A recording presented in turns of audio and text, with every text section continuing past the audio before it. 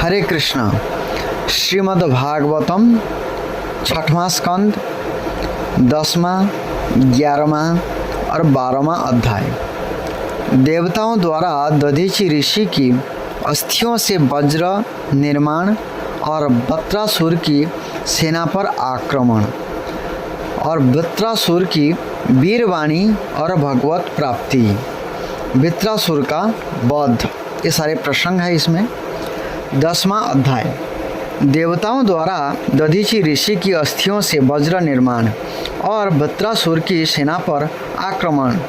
श्री सुखदेव जी कहते हैं, परीक्षित, विश्व के जीवन दाता श्री हरि इंद्र को इस प्रकार आदेश देकर देवताओं के सामने वहीं के वहीं अंतर्धान हो गए भगवान विष्णु।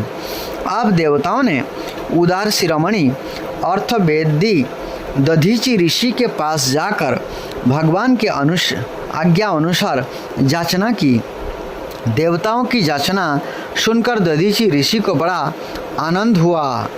उन्होंने हंसकर देवताओं से कहा, देवताओं, आप लोगों को स्वभावतः यह बात नहीं मालूम है कि मरते समय प्राणियों को बड़ा कष्ट होता है। उन्हें जब तक चेत रहता है बड़ी असह्य पीड़ा सहनी पड़ती है और अंत में ये मूर्छित हो जाते हैं। जो जीव जगत में जीवित रहना चाहते हैं उनके लिए शरीर बहुत ही अनमोल, प्रियतम एवं अभीष्ट वस्तु है। ऐसी स्थिति में स्वयं विष्णु भगवान भी यदि जीव से उसका शरीर मांगे तो कौन उसे देने का साहस करेगा। देवताओं ने कहा, ब्राह्मण, आप जैसे उदार और प्राणियों पर दया करने वाले महापुरुष, जिनके कर्मों की बड़े बड़े यशस्वी महानुभाव भी प्रशंसा करते हैं, प्राणियों की भलाई के लिए कौन सी वस्तु निछावर नहीं कर सकते। भगवान, इसमें संदेह नहीं कि मांगने वाले लोग सारथी होते हैं। उनमें देने वालों की कठिनाइयों का विचार करने की बुद्धि नहीं होती। यदि उनमें इतनी समझ होती तो ये मांगते ही क्यों। इसी प्रकार दाता भी मांगने वाले की विपत्ति नहीं जानता, अन्यथा उसके मुंह से कदापि ना निकालती। इसलिए आप हमारी विपत्ति समझकर हमारी याचना पूर्ण कीजिए। दधीचि ऋषि ने कहा, देवताओं, मैंने आपकी मांग के प्रति उपेक्षा दिखलाई थी, यह लीजिए। मैं अपने प्यारे शरीर को आप लोगों के लिए अभी छोड़े देता हूँ, क्योंकि एक दिन यह स्वयं ही मुझे छोड़ने वाला है।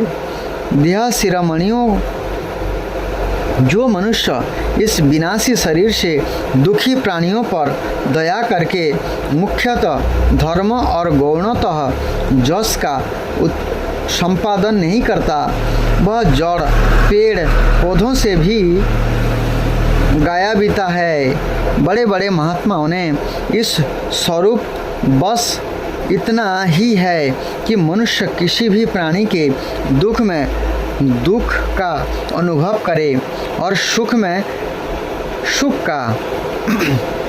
जगत के धन, जन और शरीर आदि पदार्थ क्षणभंगुर है, ये अपने किसी काम नहीं आते, अंत में दूसरों के ही काम आएंगे। वह कैसा कृपणता है। कितने दुख की बात है कि यह मरणाधर्मा मनुष्य इनके द्वारा दूसरे का उपकार नहीं कर लेता। श्री सुखदेव जी कहते हैं, परीक्षित, अथर्ववेदी महर्षि दधीचि ने ऐसा निश्चय करके अपने को परब्रह्म परमात्मा श्री भगवान में लीन करके अपना स्थूल शरीर त्याग दिया। उनके इंद्रियों, प्राण, मन और बुद्धि संयत थे, दृष्टि तत्वमयी थी, उनके सारे बंधन कट चुके थे। अतः जब ये भगवान से अत्यंत युक्त होकर स्थित हो गए तब उन्हें इस बात का पता ही ना चला कि मेरा शरीर छूट गया। भगवान की शक्ति पाकर इंद्र का बल, पौरुष, उन्नति की सीमा पर पहुंच गया। अब विश्वकर्मा जी ने दधीचि ऋषि की हड्डियों से वज्र बनाकर उन्हें दिया और ये इस हाथ में लेकर ऐरावत हाथी पर सवार हुए। उनके साथ साथ सभी देवता लोग तैयार हो गए। बड़े बड़े ऋषि मुनि देवराज इंद्र की स्तुति करने लगे। अब उन्होंने त्रिलोक को हर्षित करते हुए वत्रासुर का वध करने के लिए उस पर पूरी शक्ति लगाकर धावा बोल दिया। ठीक वैसे ही जैसे भगवान रुद्र क्रोधित होकर स्वयं काल पर ही आक्रमण कर रहे हो। परीक्षित वृत्रासुर भी दैत्य सेनापतियों की बहुत बड़ी सेना के साथ मोर्चों पर डटा हुआ था। जो वैवस्वत मनमंत्र इस समय चल रहा है, इसकी पहली चतुर्युग का त्रेता युग अभी आरंभ ही हुआ था। इसी समय नर्मदा तट पर देवताओं का दैत्यों के साथ यह भयंकर संग्राम हुआ। उस समय देवराज इंद्र हाथ में वज्र लेकर रुद्र, वसु, आदित्य, दोनों अश्विनी कुमार, पितृगण, अग्नि, मरुदगण, ऋभुगण, साध्यगण और विश्वदेव आदि के साथ अपनी कांति से शोभायमान हो रहे थे। वत्रासुर आदि दैत्य उनके अपने सामने आया देख और भी चिढ़ गए। तब नमूची, शंबर, अनर्वा, दिमूर्धा, ऋषभ, अंबर, हयग्रीव, शंकुशिरा, विप्रचित्ति, आयोमुख, पुलोमा, वृषपर्वा, प्रहेति, हेति, उत्कल, सुमाली, माली आदि हजारों दैत्य, दानव एवं यक्ष, राक्षस स्वर्ण के साथ सामान से सुसज्जित होकर देवराज इंद्र की सेना को आगे बढ़ने से रोकने लगे।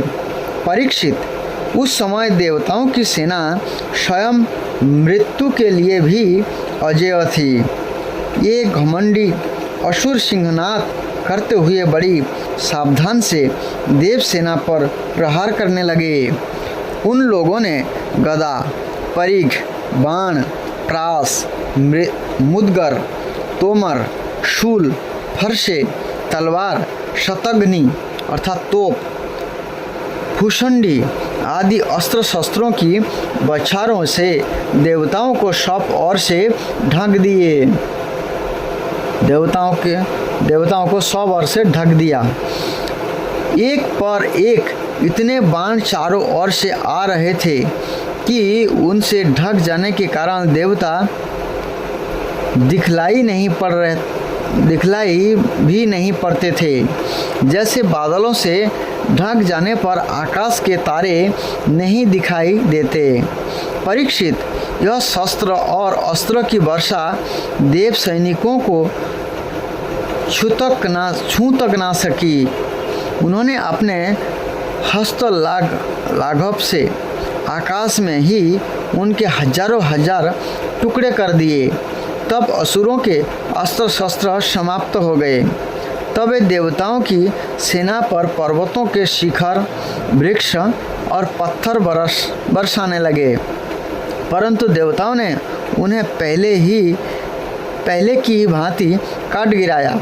परीक्षित, जब वत्रासुर के अनुयायी असुरों ने देखा कि उनके असंख्य अस्त्र शस्त्र भी देव सेना का कुछ न बिगाड़ सके, यहाँ तक कि वृक्ष, चट्टानों और पहाड़ों, बड़े बड़े शिखरों से भी उनके सिर पर खरोंच तक नहीं आई, सब के सब सकुशल है, तब तो ये बहुत डर गए। दैत्य लोग देवताओं को पराजित करने के लिए जो प्रयत्न करते, ये सब के सब निष्फल हो जाते। ठीक वैसे ही जैसे भगवान श्री कृष्ण के द्वारा सुरक्षित भक्तों पर क्षुद्र मनुष्यों के कठोर और अमंगलमय दुर्वचनों का कोई प्रभाव नहीं पड़ता। भगवत विमुख असुर अपना प्रयत्न व्यर्थ देखकर उत्साह रहित हो गए। उनका वीरता का घमंड जाता रहा। अब ये अपने सरदार वृत्रासुर को युद्ध भूमि में ही छोड़कर भाग खड़े हुए, क्योंकि देवताओं ने उनका सारा बल पौरुष छीन लिया था। जब धीर वीर वृत्रासुर ने देखा कि मेरे अनुयायी असुर भाग रहे हैं और अत्यंत भयभीत होकर मेरा सेना भी तहस नहस और तितर बितर हो रही है, तब वह हंसकर कहने लगे, वीर शिरोमणि वृत्रासुर ने समय अनुसार वीरोचित बाणों से विप्रचित्ति, नमुची, पुलोमा, मय, अनर्वा, शंबर आदि दैत्य को संबोधित करके कहा, असुरों भागो मत, मेरी एक बात सुन लो। इसमें संदेह नहीं कि जो पैदा हुआ है उसे एक ना एक दिन अवश्य मरना पड़ेगा। इस जगत में विधाता ने मृत्यु से बचने का कोई उपाय नहीं बताया है। ऐसी स्थिति में यदि मृत्यु के द्वारा स्वर्ग आदि लोक और सुजस भी मिल रहा हो, तो ऐसा कौन बुद्धिमान है जो उस उत्तम मृत्यु को ना अपनाएगा। आजकल के बहुत सारे वैज्ञानिक लोग हैं जो मृत्यु को जीतना चाहते हैं, मृत्यु से अमर होना चाहते हैं। तो यहाँ पर स्वयं भगवत भक्त वृत्रासुर ने बताया कि मृत्यु से बचने का किसी प्रकार के कोई भी उपाय नहीं है, लेकिन मूर्ख लोग अपना समय वेस्ट कर रहे हैं और ऐसे कामों में लगे हुए हैं, भगवान के भक्ति भी नहीं करते, ना भगवान का भक्त बनना चाहते हैं। संसार में दो प्रकार की मृत्यु परम दुर्लभ और श्रेष्ठ मानी गई है। एक तो योगी पुरुष का अपने प्राणों को बस में करके ब्राह्मण चिंतन के द्वारा शरीर का परित्याग, और दूसरा युद्ध भूमि में सेना के आगे रहकर बिना पीठ दिखाए जूझ मरना। तुम लोग भला ऐसा शुभ अवसर क्यों खो रहे हो। इस प्रकार से वृत्रासुर जी अपने सेना को बताया। 11वां अध्याय, वृत्रासुर की वीरवाणी और भगवत प्राप्ति। श्री सुखदेव जी कहते हैं, परीक्षित, असुर सेना भयभीत होकर भाग रही थी। उसके सैनिक इतने अचेत हो रहे थे कि उन्होंने अपने स्वामी के धर्मानुकूल वचनों पर भी ध्यान ना दिया। वृत्रासुर ने देखा कि समय की अनुकूलता के कारण देवता लोग असुरों की सेना को खदेड़ रहे हैं और वह इस प्रकार छिन्न भिन्न हो रही है मानो बिना नायक की हो। राजन, यह देखकर वृत्रासुर असहिष्णुता और क्रोध के मारे तिलमिलाप उठा। उसने बलपूर्वक देवताओं को आगे बढ़ने से रोक दिया और उन्हें डांटकर ललकारते हुए कहा, क्षुद्र देवताओं, रणभूमि में पीठ दिखाने वाले कायर असुरों पर पीछे से प्रहार करने में क्या लाभ है। ये लोग तो अपने माँ बाप के मलमूत्र है, परंतु अपने को सूरवीर मानने वाले तुम्हारे जैसे पुरुषों के लिए भी तो डरपोकों को मारना कोई प्रशंसा की बात नहीं है, और ना इससे तुम्हें स्वर्ग ही मिल सकता है। यदि तुम्हारे मन में युद्ध करने की शक्ति और उत्साह है तथा आप जीवित रहकर विषय सुख भोगने की लालसा नहीं है, तो क्षण भर मेरे सामने डट जाओ और युद्ध का मजा चख लो। परीक्षित, वृत्रासुर बड़ा बली था। वह अपने दिल डोल से ही शत्रु देवताओं को भयभीत करने लगा। उसने क्रोध में भरकर इतने जोर का सिंहनाद किया कि बहुत से लोग तो उसे सुनकर ही अचेत हो गए। वृत्रासुर की भयानक गर्जना से सब के सब देवता मूर्छित होकर पृथ्वी पर गिर पड़े, मानो उन पर बिजली गिर गई हो। अब जैसे मदोन्मत्त गजराज नरक टका बन रोंद डालता है, वैसे ही रणवांकुरा वृत्रासुर हाथों में त्रिशूल लेकर भय से नेत्र बंद किए पड़ी हुई देवताओं से पैरों से कुचलने लगा। उसके वेग से धरती डगमगाने लगे। वज्र प्राणी देवराज इंद्र उसकी यह करतूत सह न सके। जब वह उनकी ओर झपटा तब उन्होंने और भी चिढ़कर अपने शत्रु पर एक बहुत बड़ी गदा चलाई। अभी वो असह्य गदा वृत्रासुर के पास पहुंची भी ना थी तो उसने खेल में बाएं हाथों से उसे पकड़ लिया।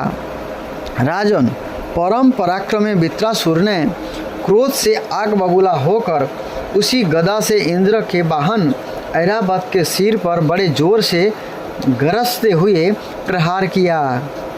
उसके इस कार्य की सभी लोग बड़ी प्रशंसा करने लगे।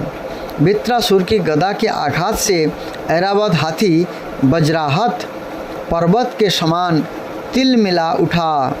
सिर फट जाने से वह अत्यंत व्याकुल हो गया और खून उगलता हुआ इंद्र के लिए हुए ही अट्टहास हाथ पीछे हट गए। खून उगलता हुआ इंद्र को लिए हुए ही 28 हाथ पीछे हट गया। देवराज इंद्र अपने वाहन ऐरावत के मूर्छित हो जाने से स्वयं भी विषादग्रस्त हो गए। यह देखकर युद्ध धर्म के मर्मज्ञ वृत्रासुर ने उनके ऊपर फिर से गदा नहीं चलाई। तब तक इंद्र ने अपने अमृत श्रावी हाथ से अमृत, जो इंद्र के हाथ में अमृत होते हैं, उस हाथ से स्पर्श किया। घायल ऐरावत की व्यथा मिटा दी और वे फिर रणभूमि में आ डटे। इंद्र ने अपना, उनके हाथ में अमृत होते हैं, उस अमृत भरी हाथ में जो है ऐरावत के सिर पर फेरा तो उनके सारा चोट ठीक हो गया पहले जैसा और हाथी स्वस्थ होकर के फिर रणभूमि में आ गई। परीक्षित, जब वृत्रासुर ने देखा कि मेरे भाई विश्वरूप का वध करने वाला शत्रु इंद्र युद्ध के लिए हाथ में वज्र लेकर फिर सामने आ गया है, तब उसे उनके उस क्रूर पाप कर्मों का स्मरण हो आया और वह शोक और मोह से युक्त हो हंसता हुआ उनसे कहने लगा। वृत्रासुर बोला, आज मेरे लिए बड़े सौभाग्य का दिन है कि तुम्हारे जैसा शत्रु, जिसने विश्वरूप के रूप में ब्राह्मण अपने गुरु एवं मेरे भाई की हत्या की है, मेरे सामने खड़ा है। अरे दुष्ट, अब शीघ्र से शीघ्र मैं तेरे पत्थर के समान कठोर हृदय को अपने शूल से विदीर्ण करके भाई से उरीण हो जाऊंगा, भाई से उरीण होऊंगा। आहा, यह मेरे लिए कैसे आनंद की बात होगी। इंद्र, तूने मेरे आत्मवेत्ता और निष्पाप बड़े भाई के, जो ब्राह्मण होने के साथ ही यज्ञ में दीक्षित और तुम्हारा गुरु था, विश्वास दिलाकर तलवार से तीनों सिर उतार लिए, ठीक वैसे ही जैसे स्वर्गकामी निर्दय मनुष्य यज्ञ में पशु का सिर काट डालता है। दया, लज्जा, लक्ष्मी और कीर्ति तुझे छोड़ चुकी है। तूने ऐसे ऐसे नीच कर्म किए हैं जिनकी निंदा मनुष्य की तो बात ही क्या, राक्षस तक करते हैं। आज मेरे त्रिशूल से तेरा शरीर टुक टुक हो जाएगा, अर्थात टुकड़े टुकड़े हो जाएंगे। बड़े कष्ट से तेरी मृत्यु होगी। तेरे जैसे पापी को आग भी नहीं जलाएगी। तुझे तो गिद्ध नोच नोच कर खाएंगे। ये अज्ञानी देवता तेरे जैसे नीच और क्रूर के अनुयायी बनकर मुझ पर शास्त्रों से प्रहार कर रहे हैं। मैं अपने तीखे त्रिशूल से उनकी गर्दन काट डालूंगा और उनके द्वारा गणों के सहित भैरव आदि भूतनाथों को बलि चढ़ाऊंगा। वीर इंद्र, यह भी संभव है कि तू मेरी सेना को छिन्न भिन्न करके अपने वज्र से मेरा सिर काट ले। तब तो मैं अपने शरीर की बलि पशु पक्षियों को समर्पित करके कर्म बंधन से मुक्त हो महापुरुषों की चरण रज का आश्रय ग्रहण करूँगा। जिस लोक में महापुरुष जाते हैं वहाँ पहुँच जाऊँगा। देवराज, मैं तेरे सामने खड़ा हूँ, तेरा शत्रु हूँ, आप तो मुझ पर अपना अमोघ वज्र क्यों नहीं छोड़ता? तू स्नेह संदेह ना कर कि जैसे तेरी गदा निष्फल हो गई, कृपण पुरुषों से की हुई याचना के समान यह वज्र भी वैसे ही निष्फल हो जाएगा। इंद्र, तेरा वज्र श्री हरि के तेज और दधीचि ऋषि की तपस्या से शक्तिमान हो रहा है। विष्णु भगवान ने मुझे मारने के लिए तुझे आज्ञा भी दी है, इसलिए आप तू उसी वज्र से मुझे मार डाल। देखिए, एक भगवत भक्त जो वत्रासुर अपने शत्रु को बोले तू मुझे पहले मार डाल, इसमें मुझे भगवत प्राप्ति होगी। श्री भगवान विष्णु ने मुझे मारने के लिए तुझे आज्ञा भी दी है, इसलिए आप तू इसी वज्र से मुझे मार डाल, क्योंकि जिस पक्ष में भगवान श्री हरि है उधर ही विजय, लक्ष्मी और सारे गुण निवास करते हैं। यही बात श्रीमद् भागवत गीता में जो है 18वां अध्याय के लास्ट श्लोक में वर्णन है। यत्र योगेश्वर कृष्ण तत्र पार्थ धनुर्धर तत्र श्री विजय भूति दुर्वाणी नीतिर्मम। जहाँ भगवान कृष्ण है वहाँ पर श्री विजय लक्ष्मी सब कुछ है। यहाँ पर वत्रासुर जी भी यही बता रहे हैं, जे जिस पक्ष में भगवान शिव हरि है उधर ही विजय, लक्ष्मी और सारे गुण निवास करते हैं। देवराज, भगवान शंकरषण के आज्ञा अनुसार मैं अपने मन को उनके चरण कमलों में लीन कर दूंगा। तेरे वज्र का वेग मुझे नहीं, मेरे विषय भोग रूप फंदे को काट डालेगा और मैं शरीर त्याग कर मुनि जनोचित गति प्राप्त करूंगा। ये श्री वत्रासुर जी इंद्र को कह रहे हैं। जो पुरुष भगवान से अनन्य प्रेम करते हैं उनके निज जन है, उन्हें वे स्वर्ग, पृथ्वी अथवा रसातल की संपत्तियां नहीं देते, क्योंकि उनसे परमानंद की उपलब्धि तो होती ही नहीं। उल्टे देश, उद्वेग, अभिमान, मानसिक पीड़ा, कलह, दुख और परिश्रम ही हद लगते हैं।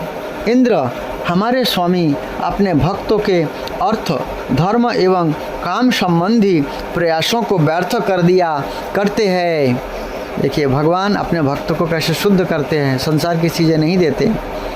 और सच पूछो तो इसी से भगवान की कृपा का अनुमान होता है, क्योंकि उनका ऐसा कृपा प्रसाद अकिंचन भक्तों के लिए ही अनुभव गम्य है, दूसरों के लिए तो अत्यंत दुर्लभ ही है। भगवान को प्रत्यक्ष अनुभव करते हुए वृत्रासुर ने प्रार्थना की, प्रभु आप मुझ पर ऐसी कृपा कीजिए कि अनन्य भाव से आपके चरण कमलों के आश्रित सेवकों की सेवा करने का अवसर मुझे अगले जन्म में भी प्राप्त हो।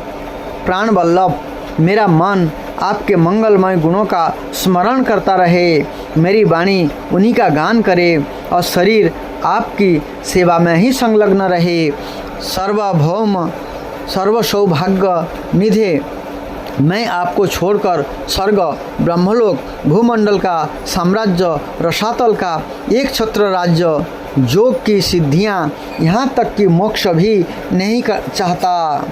देखिए, यहाँ पर एक जो भगवत भक्त होते हैं उनका क्या इच्छा होती है, वो मुक्ति भी नहीं चाहते हैं, वो केवल कृष्ण की सेवा चाहते हैं, कृष्ण की सेवा करना चाहते हैं, यही उनकी अभिलाषा होता है। और यही प्रार्थना श्री वृत्रासुर जी यहाँ पर भगवान से कर रहे हैं मृत्यु काल में, जब उनके मृत्यु समीप आ चुका है।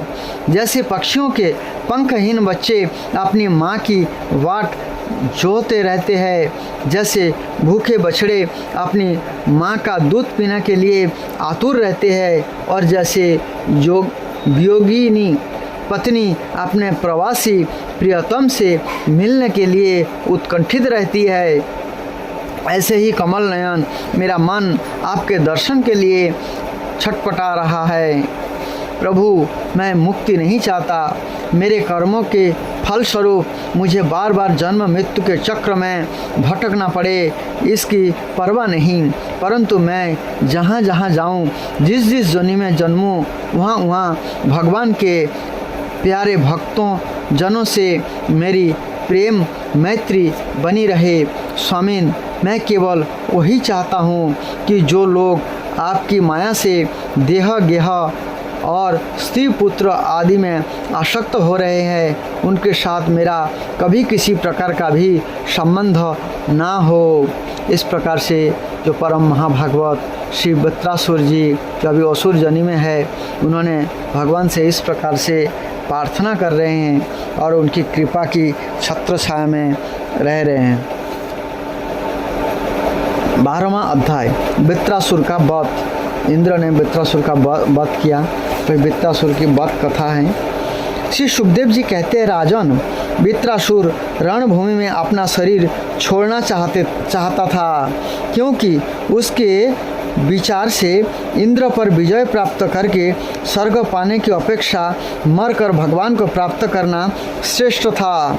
इसलिए जैसे प्रलयकालीन जल में कोइटभासुर भगवान विष्णु पर चोट करने के लिए दौड़ा था, ऐसे ही वह भी त्रिशूल उठाकर इंद्र पर टूट पड़ा। श्री वृत्रासुर जी इंद्र पर टूट पड़े जे वो मुझे मारे। उसको जब तक गुस्सा नहीं दिलाएंगे तब तक इंद्र मारेंगे कैसे। वीर वृत्रासुर ने प्रलयकालीन अग्नि की लपटों के समान तीखी नोकों वाले त्रिशूल को घुमाकर बड़े वेग से इंद्र पर चलाया और अत्यंत क्रोध से सिंहनाद करके बोला, पापी इंद्र, आप तू बच नहीं सकता। इंद्र ने वह देखकर कि यह भयंकर त्रिशूल ग्रह और उल्का के समान चक्कर काटता हुआ आकाश में आ रहा है, किसी प्रकार की अधीरता नहीं प्रकट की और इस त्रिशूल के हाथ से बासुकी नाग के समान वृत्रासुर की विशाल भुजा अपने 100 गांठों वाले वज्र से काट डाली। एक बाह काट जाने पर वृत्रासुर को बहुत क्रोध हुआ। उसने वज्रधारी इंद्र के पास जाकर उनकी डोरे में और गजराज ऐरावत पर परीक से ऐसा प्रहार किया कि उनके हाथों वह वज्र गिर पड़ा। वृत्रासुर के इस अत्यंत अलौकिक कार्य को देखकर देवता, असुर, चाणर, सिद्धगण आदि सभी प्रशंसा करने लगे, क्योंकि वृत्रासुर जो है बहुत बड़ा शरीर वाला था और बहुत शक्तिशाली था और बहुत बड़े वीर थे। परंतु इंद्र का संकट देखकर यही लोग बार बार हाय हाय कहकर चिल्लाने लगे। परीक्षित, यह वज्र इंद्र के हाथ से छूटकर वृत्रासुर के पास ही जा पड़ा था, इसलिए लज्जित होकर इंद्र ने उसे फिर नहीं उठाया। तब वृत्रासुर ने कहा, इंद्र, तुम वज्र उठाकर अपने शत्रु को मार डालो, यह विषाद करने का समय नहीं है। देखो, सर्वज्ञ सनातन आदि पुरुष भगवान ही जगत की उत्पत्ति, स्थिति और प्रलय करने में समर्थ है। उनके अतिरिक्त ध्याभिमानी और युद्ध के लिए उत्सुक आतताइयों को सर्वदा जय ही नहीं मिलती। ये कभी जीतते हैं तो कभी हारते हैं। ये सब लोग और लोकपाल जाल में फंसे हुए पक्षियों की भांति जिसकी अधीनता में विवश होकर चेष्टा करते हैं, वो काल ही सबकी जय पराजय का कारण है। वही काल मनुष्य के मनोबल, इंद्रिय बल, शरीर बल, प्राण, जीवन और मृत्यु के रूप में स्थित है। मनुष्य उसे ना जानकर जड़ शरीर को ही जय पराजय आदि का कारण समझता है। इंद्र जैसे काठ की पुतली और यंत्र का हरिण नाचने वाले के हाथ में नचते हैं, वैसे ही तुम समस्त प्राणियों को भगवान के अधीन समझो। भगवान के कृपा प्रसाद के बिना पुरुष, प्रकृति, महत्त्व, अहंकार, पंचभूत, इंद्रियां और अंतकरण चतुष्टय ये कोई भी विश्व की उत्पत्ति आदि करने में समर्थ नहीं हो सकते। जिसे इस बात का पता नहीं है कि भगवान ही सबका नियंत्रण करते हैं, वही इस परतंत्र जीव को स्वतंत्र कर्ता भक्ता मान बैठता है। वस्तुतः स्वयं भगवान ही प्राणियों के द्वारा प्राणियों की रचना और उन्हीं के द्वारा उनका संहार करते हैं। देखिए, एक शत्रु के प्रति किस प्रकार से भगवान की चर्चा कर रहे हैं या भगवान के बातों को दोहरा रहे हैं।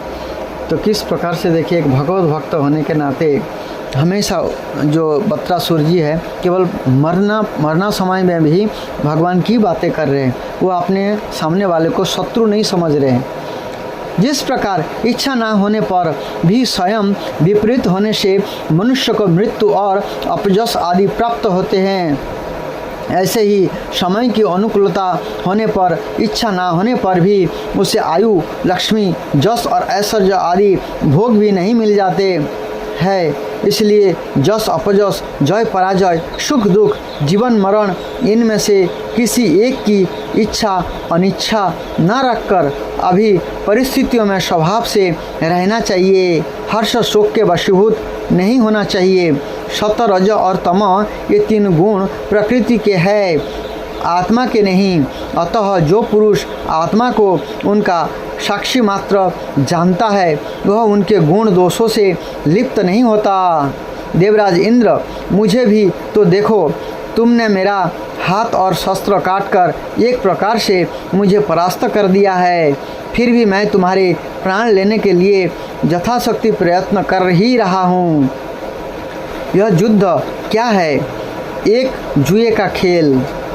इसमें प्राण की बाजी लगाती है, बाणों के पासे डाले जाते हैं और वाहन ही चौरस है।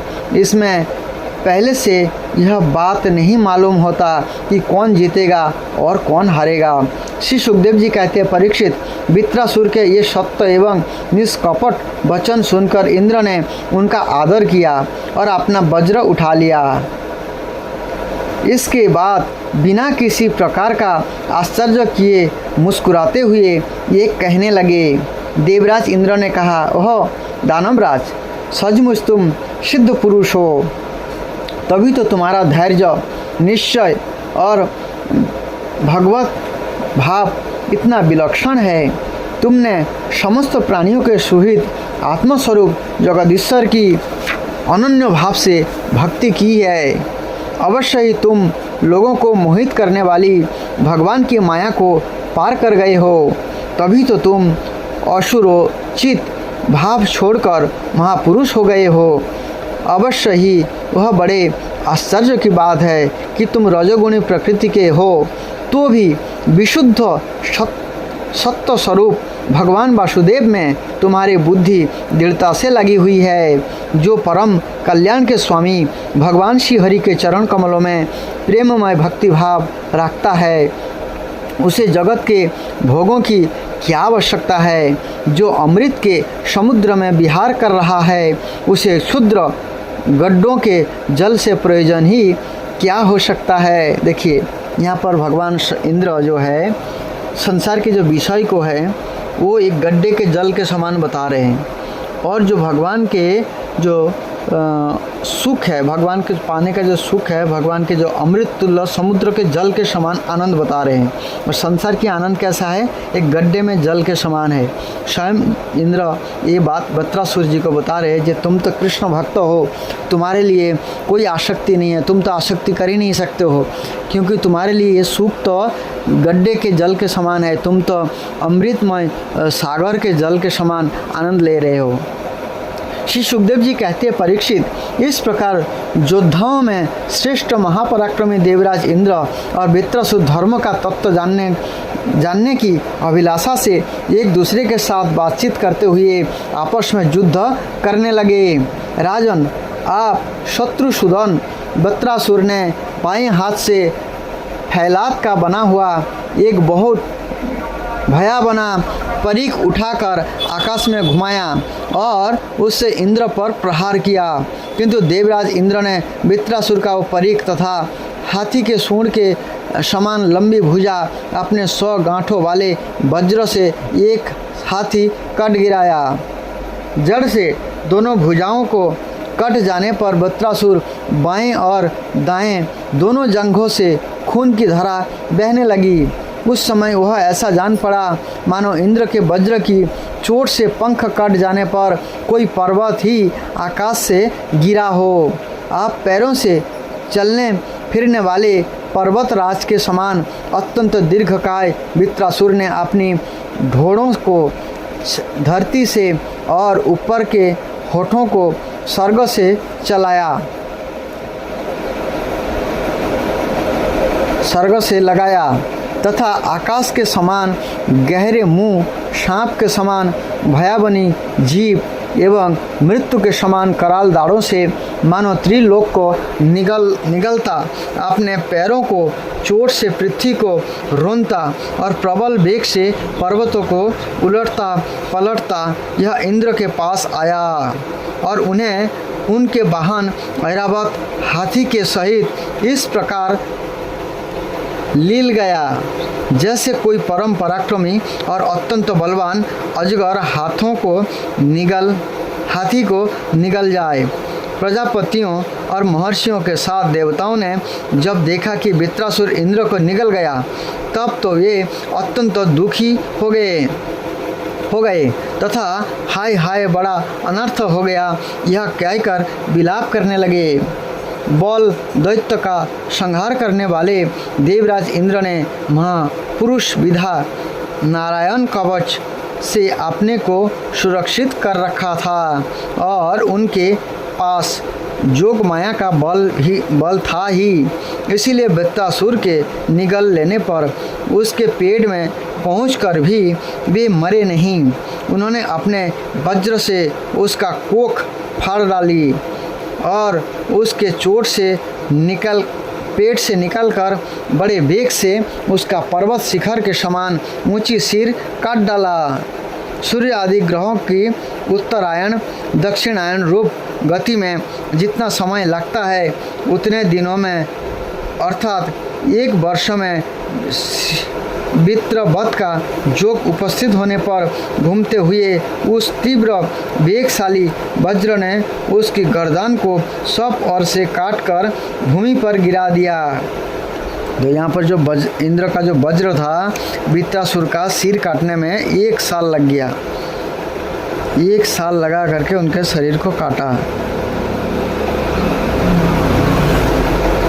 सूर्य आदि ग्रहों की उत्तरायण दक्षिणायन रूप गति में जितना समय लगता है अर्थात 1 वर्ष, इतने दिनों में अर्थात 1 वर्ष में वित्रवत का जोग उपस्थित होने पर घूमते हुए उस तीव्र वेगशाली वज्र ने उसकी गर्दन को सब ओर से काटकर भूमि पर गिरा दिया।